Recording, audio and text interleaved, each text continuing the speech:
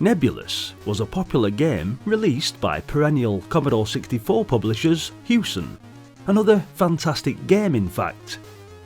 You play a fat little green animal of sorts, capable of jumping and firing energy blobs, whose goal is to climb to the top of a number of towers, with the ultimate goal being the job of demolishing them.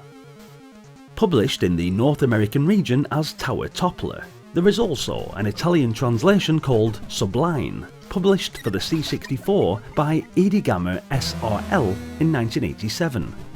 You need to blow up 8 towers, because their presence is somehow poisoning the water of planets which could potentially be ideal colonies. Unfortunately, you need to get to the top of these towers to blow them up. To successfully destroy a tower, you have to reach the top within a set time limit. This is easier said than done, and requires the worker to negotiate a series of platforms, steps, lifts and doors, which run all the way around the outside of the building.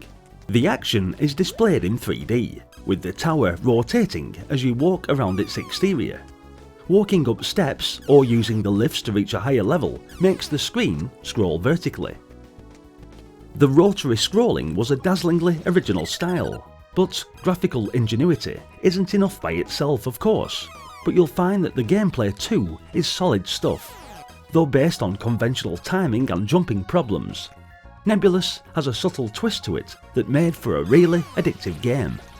The enemies won't kill you outright, they just knock you off your ledge, lift or whatever. If you're still fairly low down the tower, then you'll fall into the water and drown, losing one of your 3 lives. But once you've climbed to a decent height, then the worst you have to fear is a tumble onto a lower platform, forcing you to cover the same ground again. It can certainly be a little bit frustrating in places, that's for sure. Anyway, the outside of these towers are surrounded by these platforms, steps, lifts and windows as mentioned. You've just got to keep going up, and there are windows which deposit you out of another window a little further up.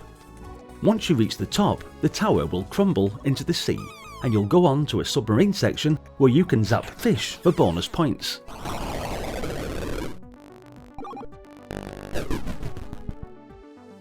The fish will spin towards you, and with the aid of your submarine cannon, you trap them in bubbles so they can be collected. The more fish you catch, the better your bonus will be. Nebulus strikes a fine balance between being a little frustrating to also being sheer addictive at the same time. The graphics are cutesy, especially your character Pogo, who is distinctly reminiscent of another Hewson game you'll need to check out, Gribbly's Day Out. Climbing to the very top ledge, only to be knocked right down to the bottom again, may leave you feeling like you probably never want to play Nebulus ever again. But I guarantee you that this won't be the case for long. It truly is that addictive. But the 8 towers will require an enormous amount of perseverance and patience to eventually complete. Or maybe you're one of those who completed this with ease back in the day. Let me know in the comments. I'm definitely going to have to give this game a big thumbs up, and I'm sure that you'll agree with me once you've played this classic little game. It was a case of Hewson once again showing the bigger software houses how to make an amazing game without it having an expensive license or glossy advertising. Check this out, the Amiga version. It's brilliant. Some of the graphical touches, such as the reflections in the water, are simply stunning, and the rotational effect is every bit as good as the 8-bit version. In fact, Nebulus was designed by John Phillips initially for the Commodore 64, but was also converted perfectly by the same man. If you get the chance, then be sure to check it out on the Amiga too. Thanks for watching guys, what did you think about Nebulus? Hit the like button if you enjoyed the video, and do be sure to let us know in the comment section.